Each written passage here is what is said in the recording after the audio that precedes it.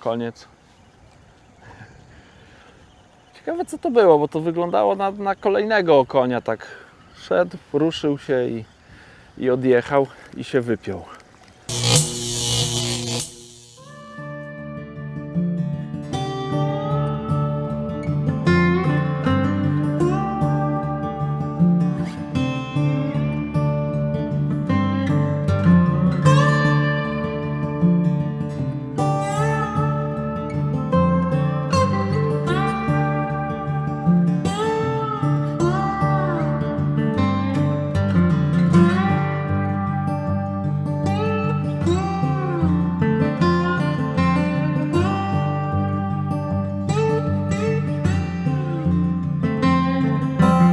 Cześć, nazywam się Adam Niemiec, bardzo serdecznie witam na kanale Preston Innovations Polska. Przede mną dzisiaj piękny dzień. Jestem nad takim miejskim zbiornikiem w Rawie Mazowieckiej, zbiornik Tatar. Za mną tu jest deptak, więc tu cały czas będą sobie ludzie spacerować i z psami na rowerkach i będą biegać, jakieś tam kijeczki. Natomiast trochę się obawiam tego dnia, bo Tatar jest dosyć takim kapryśnym łowiskiem. Pierwsze moje przejazdy na to łowisko były takie dosyć smutne, bo nie umiałem złowić leszcza, jakieś łowiłem jazgarze na zawodach.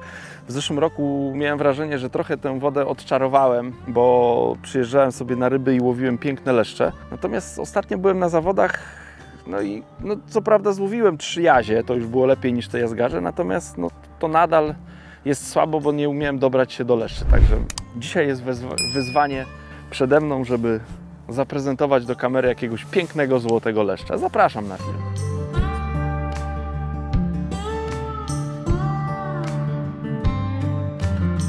Ustawiłem się w środkowej części tego zbiornika. Tam po lewej stronie mam zaporę, tam jest głębsza woda i na tych zawodach, co ostatnio byłem, tam wyniki były wyraźnie słabsze, więc uciekłem na prawą stronę, tutaj w rejon, gdzie właśnie siedział zwycięzca. Więc tak sobie troszkę ułatwiłem, że mam nadzieję, że będę już z założenia w strefie, gdzie były ryby. No, ale te ryby się też przemieszczają, ja sobie zdaję z tego sprawę. Akurat teraz w Polsce jest taki czas, jak to nagrywamy, że są olbrzymie powodzie, więc tutaj ci, co zawiadują poziomem wody w tym zbiorniku, też zdecydowali się, żeby upuścić wodę.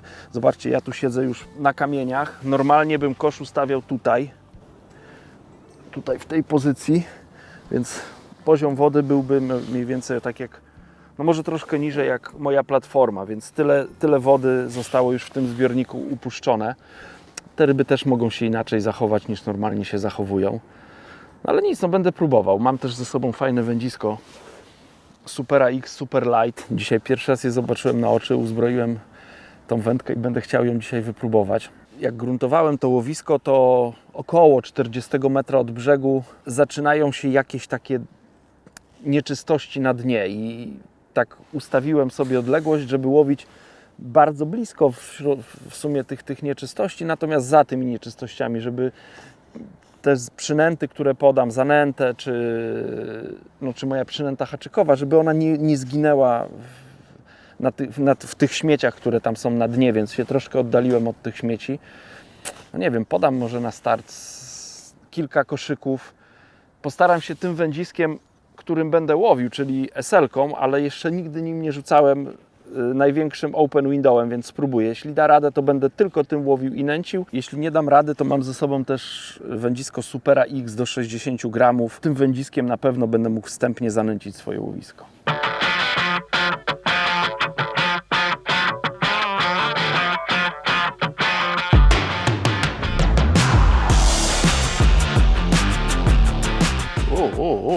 Ty, pobudka nastąpiła. Pierwsza ryba dosyć szybko. To był drugi zarzut po wstępnym nęceniu i mam jakąś rybę. Przypuszczam, że to będzie jaź. Tutaj jest troszkę tych rybek w tym łowisku. Te jazie są różne, bo dużo jest takich rybek, myślę takich koło 30 deko, pół kilo, ale też widziałem ryby takie ponad kilo. Więc ta ryba pewnie taka nie jest, ale już taki półkilowy jaś na tym wędzisku już jest fajnie.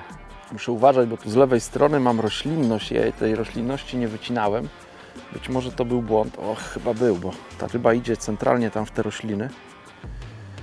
No i niestety na razie jej się udało tam wejść.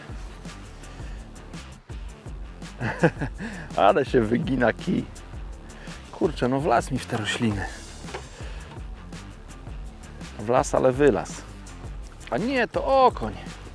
Dlatego tak w te rośliny zanurkował, ale zobaczcie, jaka piękna ryba. No dawno takiego okonia nie złowiłem. Michał jest spinningistą, już sobie wybiera, czy na kolor majtkowy, czy na motor oil, takie by brał. O, pięknie ryba wzięła. No to taki ponad 30 cm już okonek. Wielki pysk.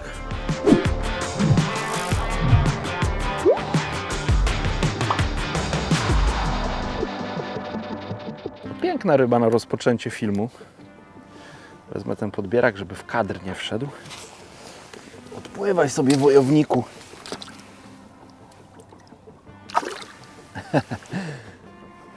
Wrócił do królestwa. A ja zarzucam zestaw, może będzie jakaś kolejna ładna ryba.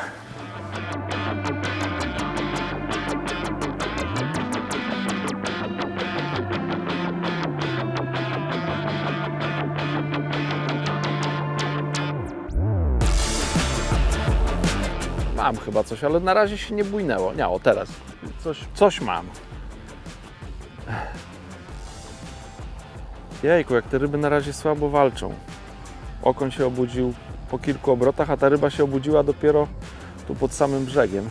Co to będzie? Teraz może wreszcie będzie ten jaś, o którym wspominałem. Tym bardziej... Nie, okoń. Okonie są zaskoczone, że ktoś je wyciąga. Dlatego nie walczą, dopiero przy samym brzegu coś tutaj próbują. Ten jest zdecydowanie mniejszy.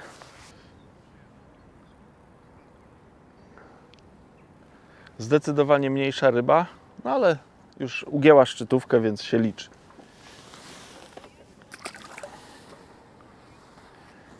Odpłynął, nawet nie wie. A, stoi sobie. Gentleman.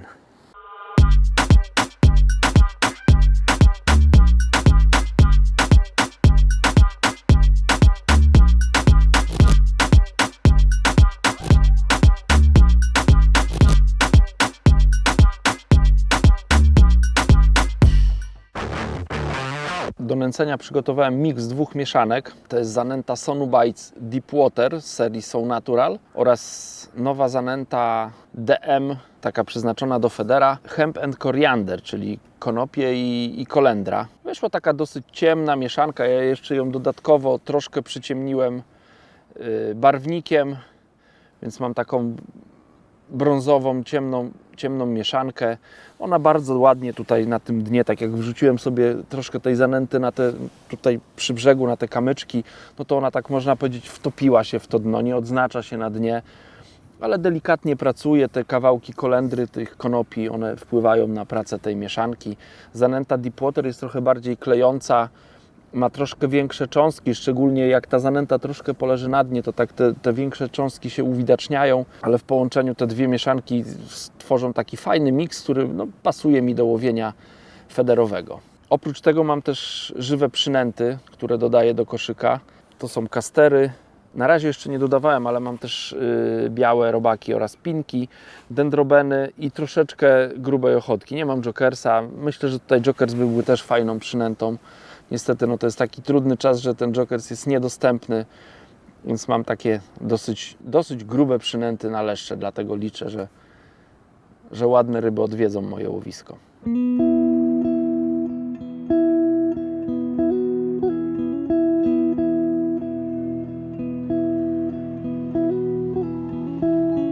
Wzgórza nad Soliną. O to Ci chodziło?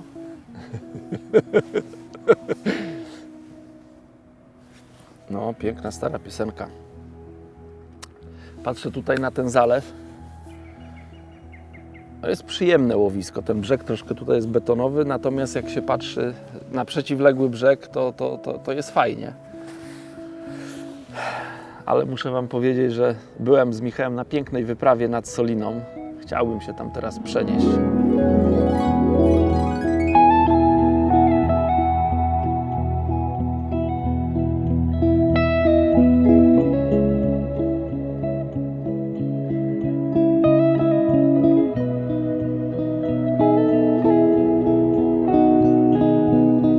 Cześć, ja mam wszystko, co jest mi potrzebne do szczęścia dzisiaj.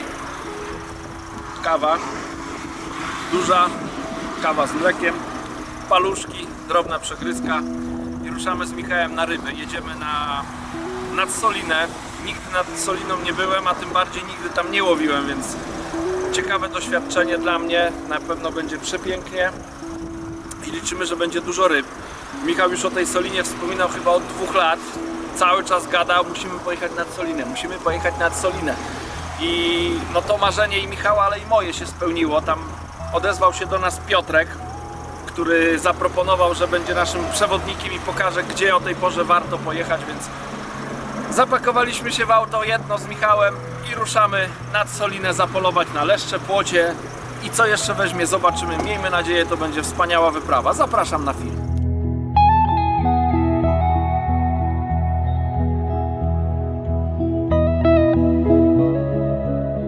Zobaczcie, dalsza część wędrówki. Dojechaliśmy autem dokąd się dało. Udało mi się przesiąść na pociąg. Pociąg dojechał już do końca torów. Tam dalej jest znak stop, wrony zawracają i się cofają. Więc pociąg stanął, trzeba zabrać sprzęt i ruszać dalej w pieszą teraz wędrówkę. Także zapraszam za mną.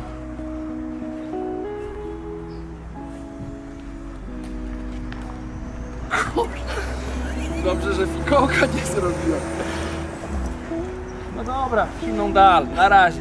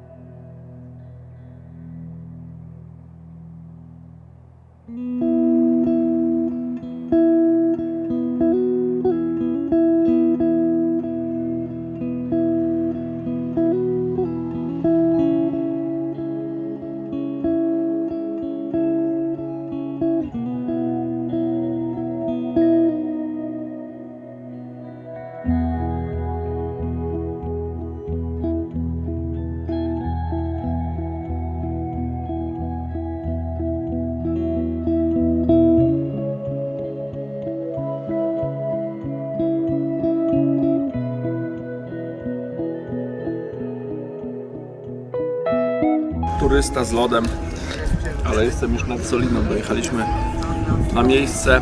Droga dosyć długa, ale warto było tyle jechać, żeby trafić w tak piękne miejsce. Dzisiaj jeszcze na luzie, ale jutro od rana zaczynamy wędkowanie. Dla mnie minie parę godzin, dla Was kilka chwil i się widzimy nad wodą. Czary mary, telewizja może wszystko. Z betonowej scenerii znalazłem się w cudownym miejscu nad brzegiem Soliny. Dzięki uprzejmości Piotrka i Zbyszka dotarłem na miejsce, za co bardzo im serdecznie dziękuję za pomoc, bo dotarcie tutaj na miejscówkę to nie jest łatwa sprawa. Ale jak widzicie, za mną jest przepiękne jezioro, świetna pogoda, więc zapowiada się piękny dzień. Ja nazywam się Adam Niemiec, bardzo serdecznie witam na kanale Preston Innovations Polska i zapraszam na film.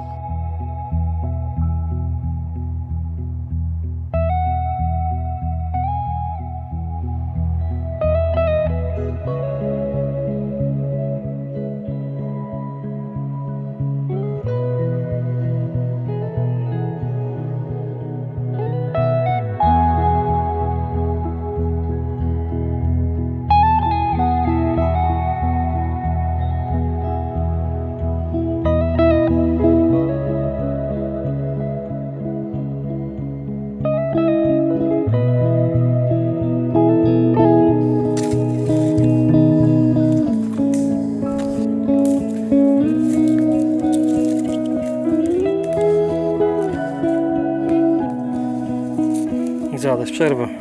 O, należy się, tyle ryb żeśmy nałowili. Trzeba ognicho rozpalić, była kąpiel. Wycieczka fajna, ale mamy godzinę prawie 13 i jesteśmy o jednym leszczu Piotra i o jednym okoniu twoim. To jest takie, znaczy moja ryba to nawet nie jest warta wspomnienia. Piotrek też złowił taką rybę jak należy. Ale słuchajcie, no nie poddajemy się. Jesteśmy tu do wieczora. Ja jestem w dobrym miejscu, że na wieczorem jeszcze się... Tak, no miejmy nadzieję, że się ryby aktywują. Robimy swoje. Cały czas pracujemy, żeby tam coś w tym stanowisku było. Grubsze donęcenie nie przyniosło spodziewanych efektów, więc no, po prostu trzeba czekać. To jest duży zbiornik. To nie jest chyba takie miejsce, gdzie tutaj codziennie ktoś chodzi, więc te ryby być może tutaj sobie migrują. I trzeba liczyć na to, że znajdą nasze miejsce. I będziemy łowić jeszcze wieczorem. Parę ryb się złowi.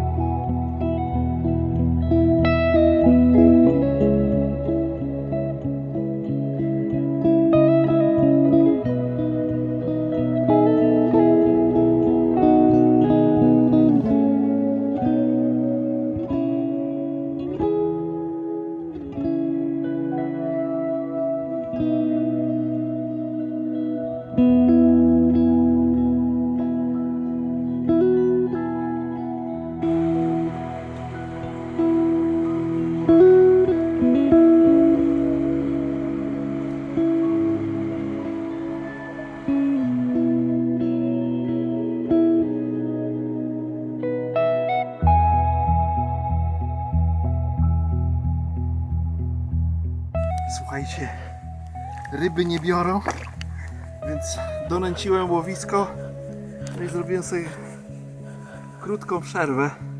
Michał usiadł na łowienie, więc chyba mu zrobię niespodziankę. Idę do nura i mu zrobię branie. No nad Soliną było pięknie. Ryby troszkę nas omijały, ale jak widzicie, piękny to zbiornik, wspaniali ludzie. Pewnie kiedyś tam wrócę. No a teraz muszę się skupić, żeby jakieś piękne leszcze z Rawy Wam zaprezentować.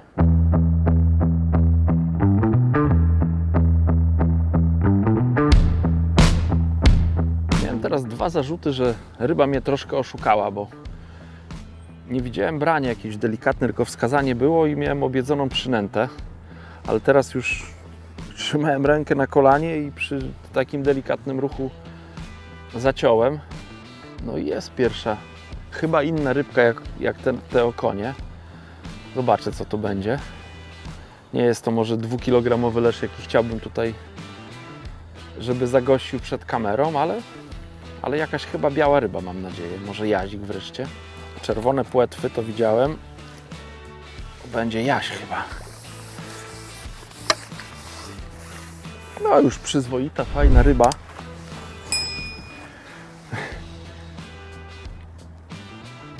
35 cm. No myślę, że tej wielkości rybka.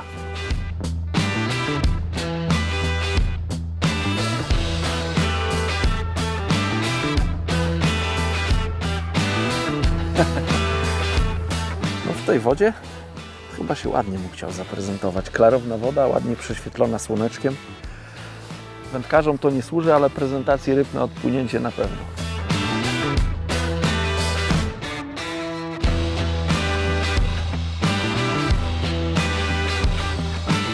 Ryby nie biorą jakoś zdecydowanie. Muszę trzymać wędkę w ręku i pilnować. To nie są na razie takie brania, że mi kija zabiera.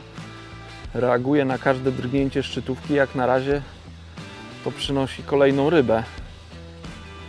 To nie mogę oprzeć sobie na podpórce i czekać aż kija zabierze, bo to na razie nie działa.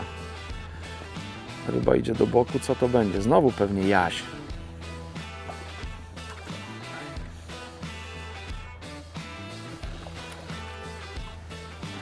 Zdecydowanie jaś. Jaś grubasek. Ładne ma te łuseczki, takie tutaj góra wpadająca nawet w złoto.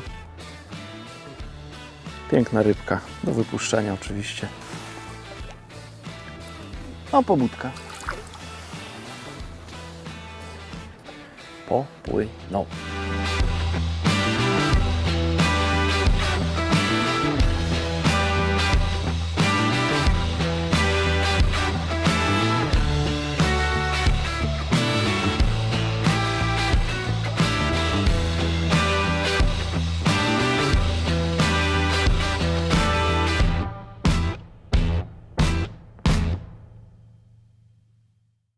No niesamowite są te okonie, takie niby... O!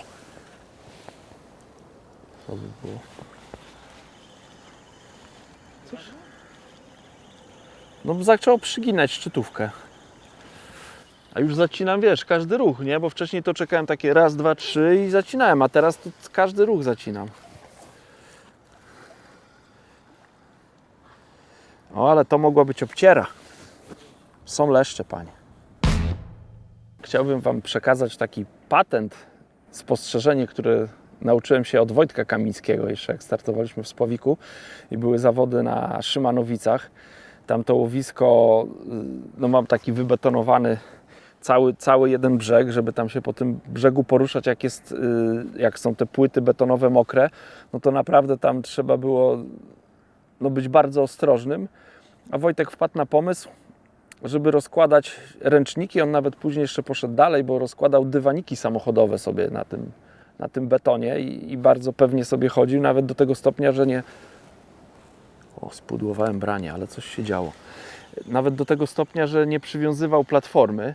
Ja dzisiaj wykorzystałem Wojtka patent, właśnie rozłożyłem sobie ręcznik, żeby nie stawać na tym betonie, bo ten beton był mokry rano i był tak śliski, po prostu lodowisko. Przypuszczam, że za 3 godziny jak ten beton wyschnie, no to on już będzie dobry do chodzenia. Natomiast rano to było lodowisko, a z tym ręczniczkiem można bardzo pewnie postawić na nim stopę.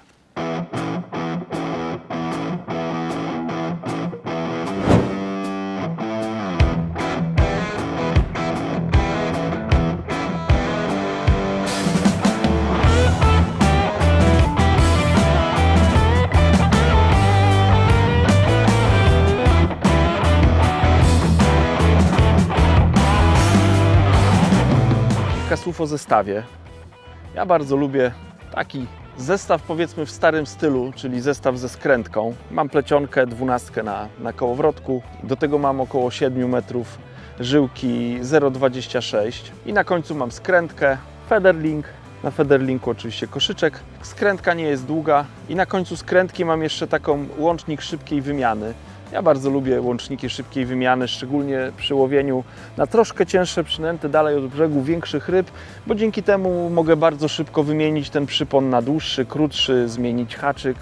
Nie wiem, mogę zdjąć w ogóle ten przypon, jak będę chciał donęcić łowisko, więc bardzo cenię sobie ten element zestawu. Też zwrócę Waszą uwagę na długość skrętki. Wielu wędkarzy, kiedyś ja też tak myślałem, że skrętka musi być na tyle długa, żeby była dłuższa niż dół koszyczka. Ja uważam, że to jest błąd. U mnie skrętka ma maksymalnie 10 cm. Uważam, że ona troszkę lepiej oddala przypon od koszyczka i nie ma splątań. Dzisiaj to łowienie zacząłem dosyć delikatnie. Były zawody, tak jak wspomniałem. Łowiłem na zawodach haczykami dla mnie niedużymi, bo ja ogólnie jestem wędkarzem, który lubi duże haczyki. Łowiłem 18 N20, 16 N20, przez moment nawet 14, ale to przez moment. Natomiast tutaj założyłem 16 N40, to jest jeszcze mniejszy haczyk jak ta 18, o której wcześniej wspomniałem. Być może, tak sobie myślę, ta woda jest bardzo czysta. Ja mam takie przekonanie, że w federze klasycznym, czy w metodzie, w ogóle w metodach gruntowych, ta grubość przyponu nie ma aż tak dużego wpływu na brania, bo ryba nigdy nie była w sklepie wędkarskim. To jest kawałek jakiegoś w miarę i tak cienkiego materiału, który leży na dnie, więc ryby nie wiedzą, co to jest żyłka. Takie ja mam do tego podejście. Dlatego jakoś nie dbam o to, żeby stosować jakieś przesadnie cienkie żyłki czy małe haczyki, ale czasami zdarza się. Być może tutaj też ta woda jest prześwietlona, być może te ryby gdzieś stoją w toni, może one podążają za tą przynętą, więc im lżejszy haczyk, bo myślę, że ta wielkość jest związana z masą raczej tego haczyka, im lżejszy haczyk i cieńsza żyłka, to być może będę miał tych brań więcej. Dlatego zacząłem od cienkiego przyponu 0,10, haczyk 16 N40 i tak zacząłem. Zobaczę, jak nie będę mógł zaciąć ryb, albo zobaczę, że to łowisko się nakręci mocniej, to wtedy oczywiście zwiększę kaliber, żeby mieć pewność przy holowaniu ryb.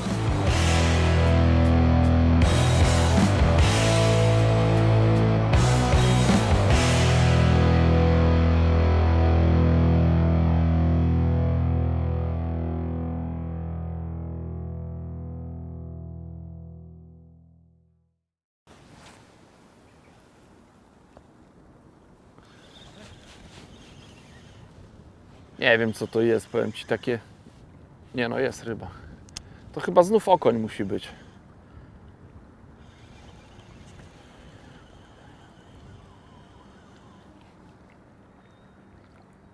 No dziwne to było branie, takie zaciąłem, myślałem, że nie ma ryby.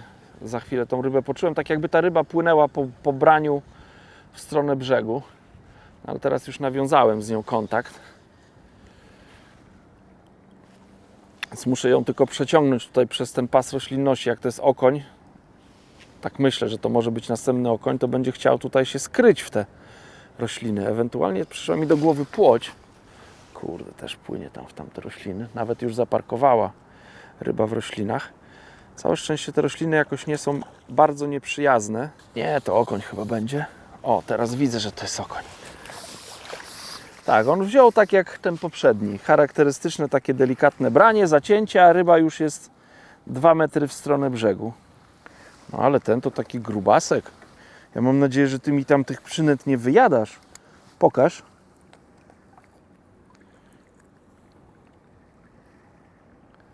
Chyba nie, ale taki jest misio.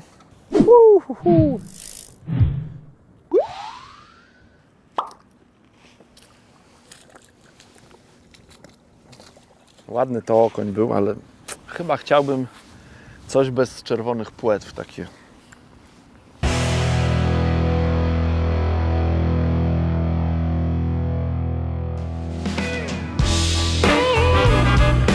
Wiatr wieje, ciężko trafić tam w łowisko, ale mam kolejną rybę. Wziąłem poprawkę trochę na ten rzut, zarzuciłem w tamtą stronę, wiatr mi ładnie ściągnął tu, gdzie chciałem. No i ryba wzięła po 2 minutach. Ciekawe co to będzie. Walczę troszkę inaczej. Czy to będzie kolejny okoń, czy może wreszcie się uda jakiegoś leszcza wreszcie do... No nie, tak skacze, to nie po leszczowemu. Leszcze bardziej... Te uderzenia pyska są troszkę inne. Więc zobaczymy co to będzie za ryba. Wszystkie ryby mają tendencję, żeby tam w tą lewą stronę, w te rośliny tam się wpychać. No skubana. Puszczaj. No, chciał, nie chciał, muszę chyba te rośliny wyciąć. Takich bardzo nie widać, ale chyba są. O, okoń. Te okonie tutaj widzę, że mnie odwiedziły. Zasmakowały im dendrobeny i kastery. Tak myślę, bo głównie to dodaję do koszyka. No, ale ładne ryby są, no. Brania szybkie, regularne. I rybki takie okonie. O, tego to coś brało. Tutaj jakiś szczupak chyba próbował mu trochę zmienić wygląd ogona.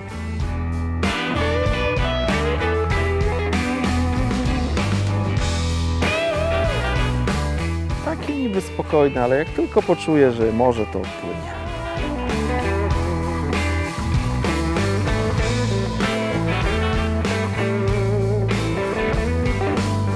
Tym razem chyba mam jazia, takie mam wrażenie. Inaczej zupełnie walczy niż ta poprzednia ryba. Założyłem mocniejszy przypon 0,13, haczyk 14, N20. No, dosyć pewnie się czuję właśnie holując ryby takim zestawem. Ta ryba idzie w zupełnie inną stronę niż te poprzednie ryby. Okonie szły w tamtą stronę. Ta ryba poszła w prawą stronę. Więc już widzę pyszczek jazia. No i kolejny ładny jaś. 40 cm może nie mieć, ale taki już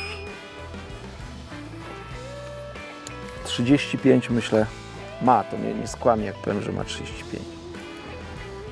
Ile ty masz, kochany? No 30, 35. Piękna rybka, oczywiście do wypuszczenia.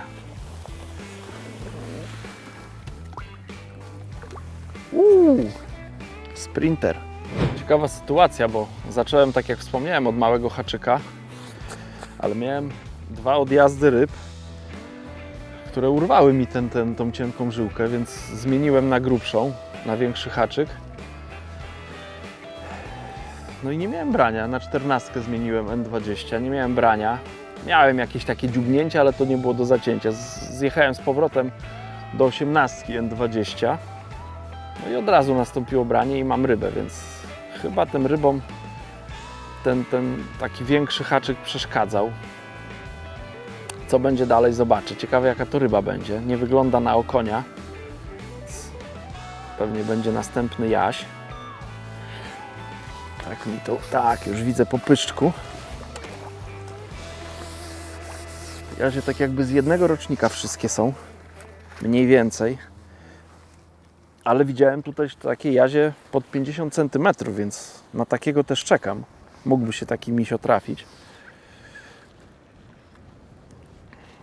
Niby ryba ma taki wielki pyszczek, zobaczcie, w porównaniu do haczyka czy tego wypychacza, ale troszeczkę większy haczyk jej przeszkadza. Do wypuszczenia.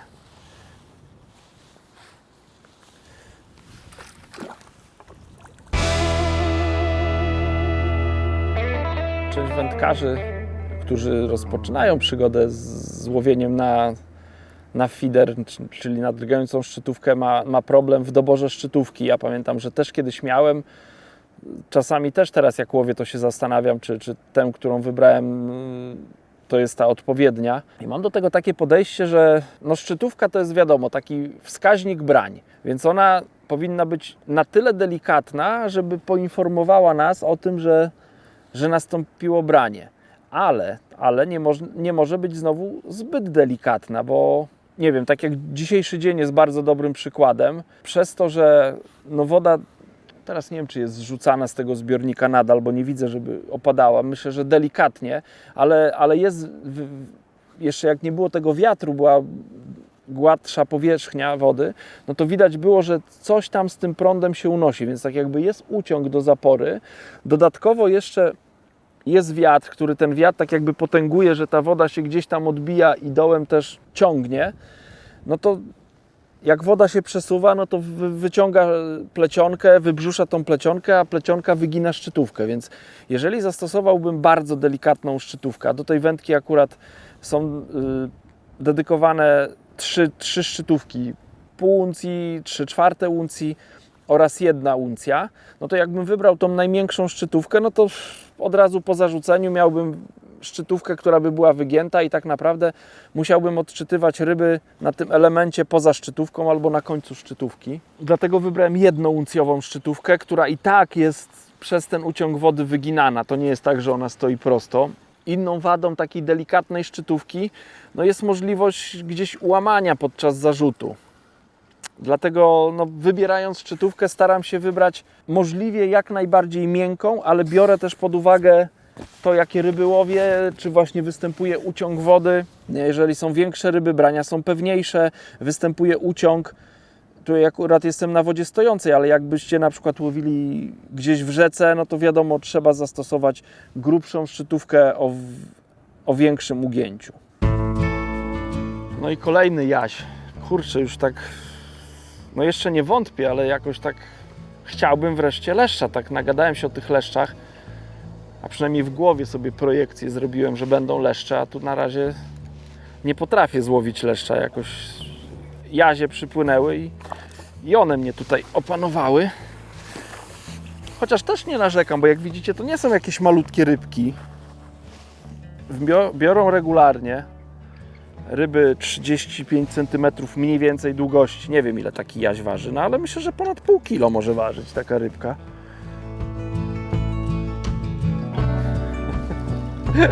Jaki akrobata.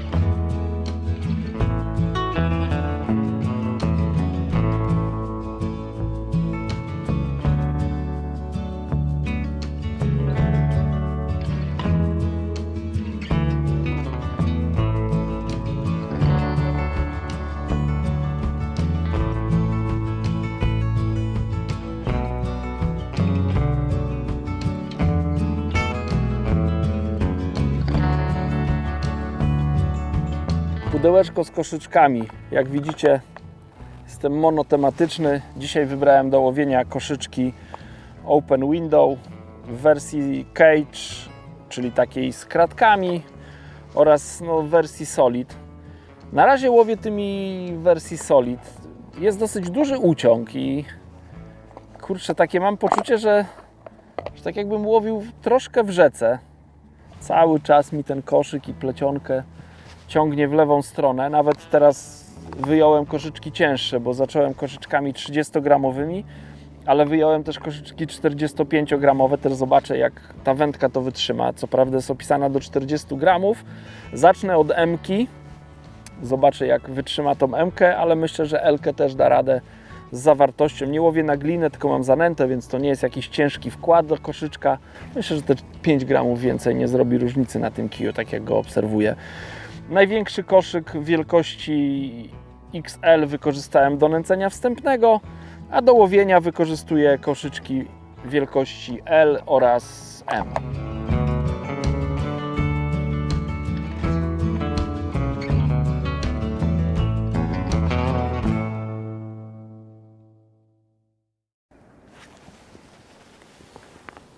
Już kurna, takie branko, to już było tuk, tuk, tuk, tuk, tuk. Kurczę, teraz taki nastąpił moment, że miałem problem z zacięciem ryby. Kombinowałem z różnymi przynętami. Miałem wyssane te robaki, ale nie było żadnej sygnalizacji. Już nie wiem, zmniejszyłem teraz do jednego białego robaka, żeby tak łatwo mi nie zniszczyły tej przynęty. I uniosłem też szczytówkę, żeby jak najmniej tej plecionki było w wodzie. Nie wiem, może będzie trzeba tu łowić tak jak na rzece, tak jak wspomniałem. Czuję, że jest uciąg, więc być może trzeba łowić tak jak na rzece. Szczytówka musi być wyżej. No ładne te jazie, myślę, że to jest ryba ponad pół kilogramowa. Biały robaczek wyssany. Więc może to jest metoda. Jeden rocznik, cały czas czekam na dużego.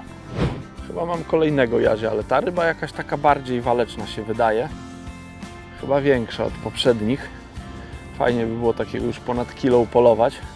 Chociaż i tak jakbym to do siatki wrzucał, to parę ładnych kilo myślę, że miałbym w siatce. Na razie mam na liczniku 14 ryb. To tak licząc pół kilo na takiego jazia, to jest 7 kilo by było. Nie jest zły wynik. Teraz już łagodniej idzie, ale ciekawe, co to za ryba będzie. Nie, taki sam jak tamte chyba. Trochę bardziej się postawił na starcie, ale z tej samej szkoły. Może minimalnie większy. Piękna rybka. Piękny, zdrowy, gruby jaś.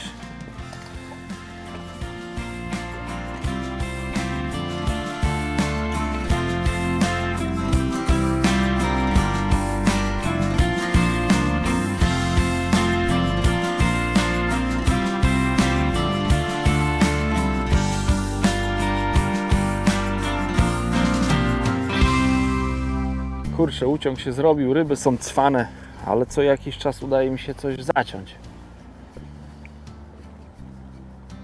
Wędka dobrze amortyzuje te pojedyncze szarpnięcia tych jazi. One po zacięciu troszkę wariują, później tak łatwo dają się tutaj scholować w pobliżu podbieraka, ale tutaj już jak się zrobi troszkę płycej, to znowu zaczynają mocniej walczyć.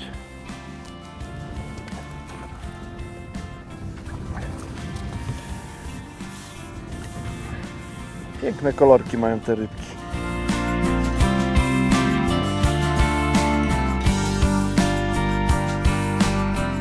Odpływaj, kochany.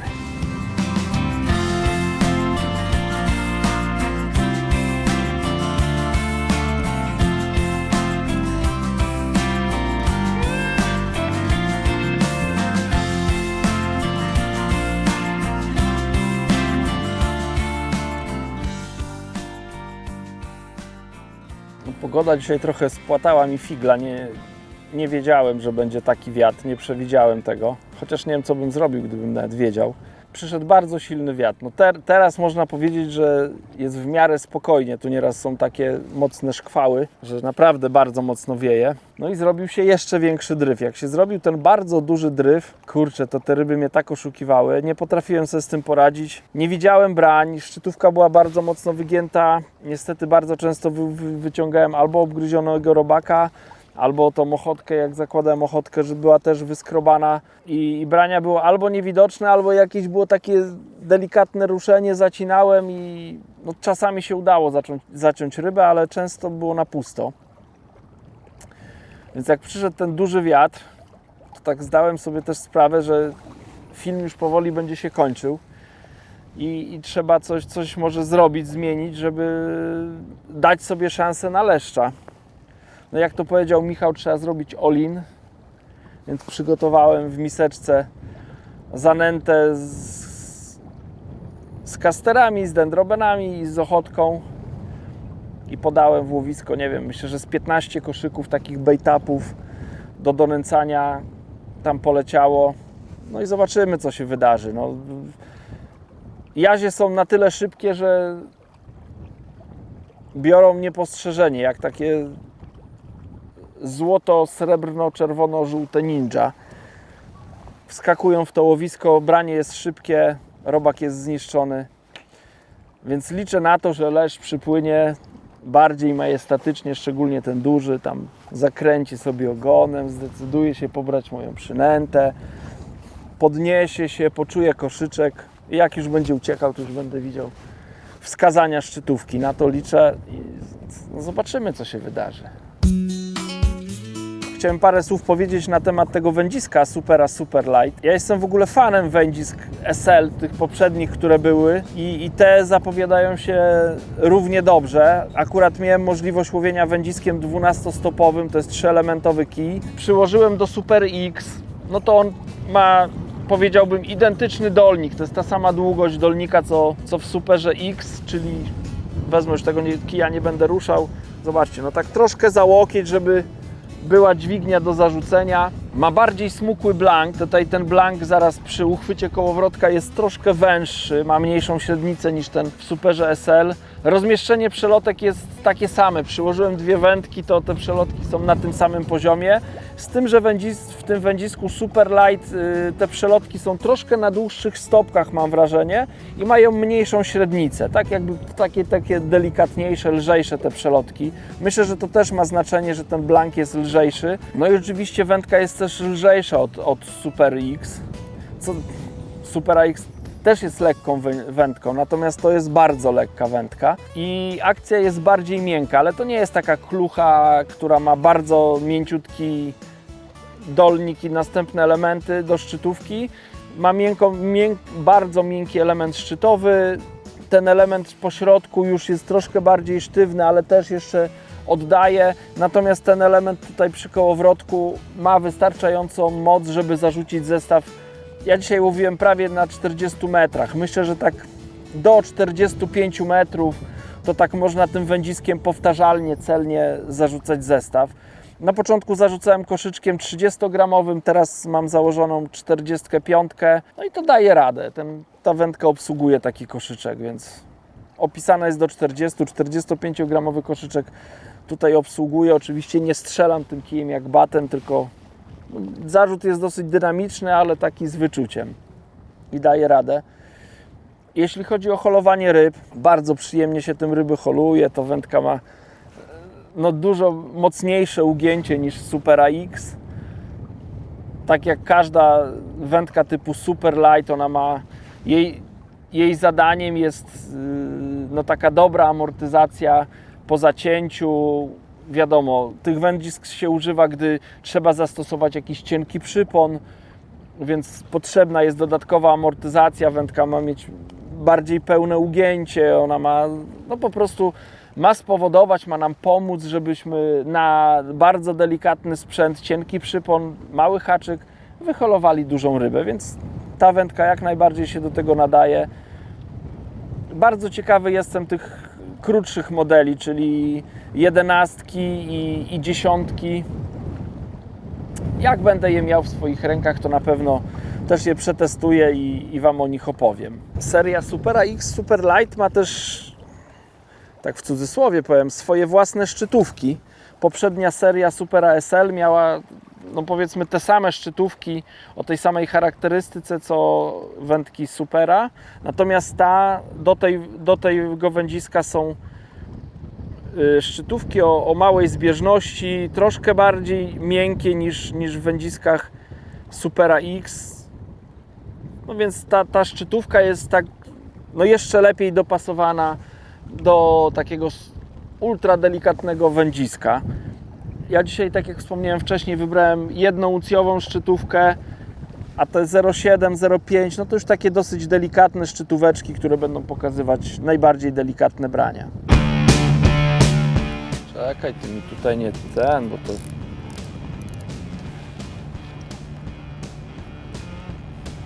Podobno prawdziwego mężczyznę poznaje się po tym, jak kończy.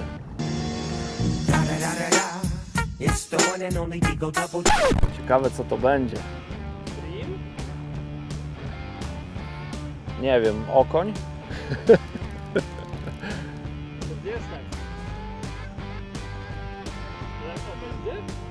Tak idzie okoniowo, chociaż przez moment miałem wrażenie, że to leszcz, ale...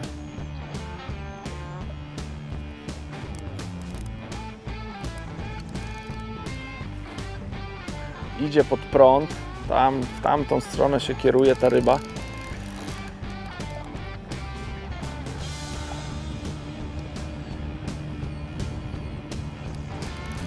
No ciekawe, czy jakiegoś okonia rekordowego swojego nie złowię.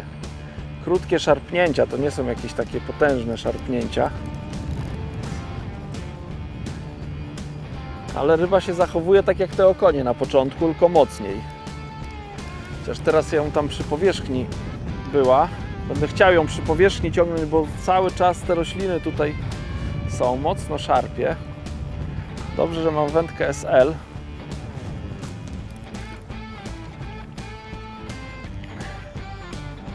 Wygląda na największą dzisiaj. A co będzie?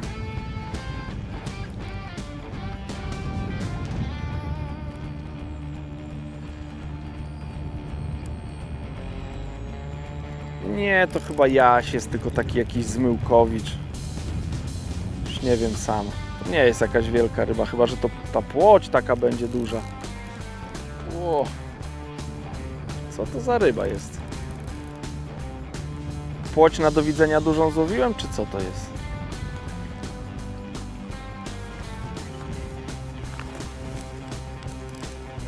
Chyba mam płoć, nie wiem już. Jak będzie w podbieraku, to będzie wiadomo. No, jazior. Także on tak chodził, jakby taka płoć była, to by było... No ale ryba już ładna, to już ponad kilogramowy jaś, tak mi się... No, ciężka ryba. Przeważnie jazie to takie puste są, a ten taki jest, wygląda na nabitego.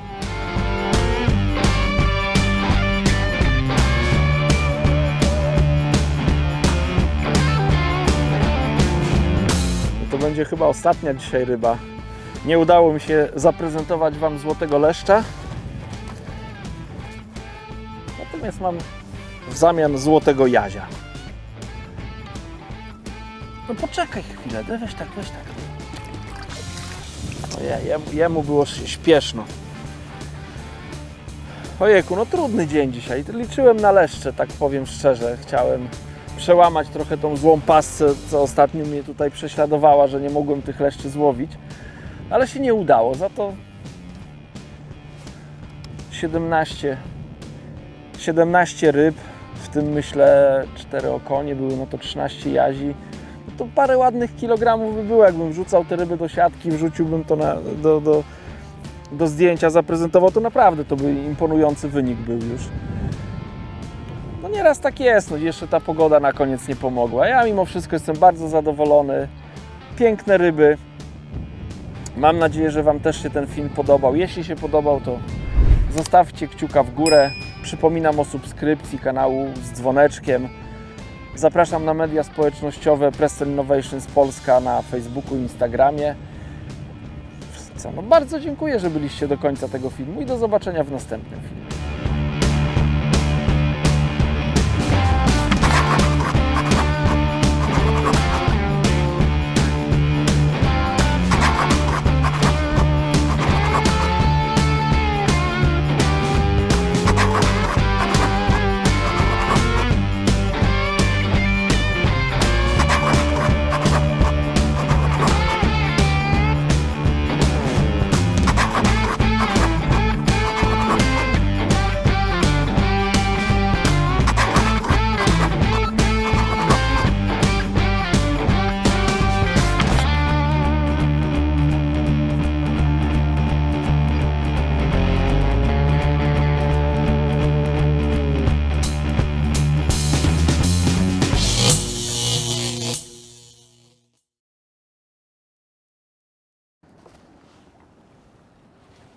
No jest kolejna rybka już, kurczę, taki wpatrzony jest, siedzę w tą szczytówkę, pilnuję, żeby nie była za bardzo wygięta, no bo wtedy tych brań nie widać. No i coś się dzieje, to nęcenie też chyba nie było też złe, bo o, spadła. Se pogadał.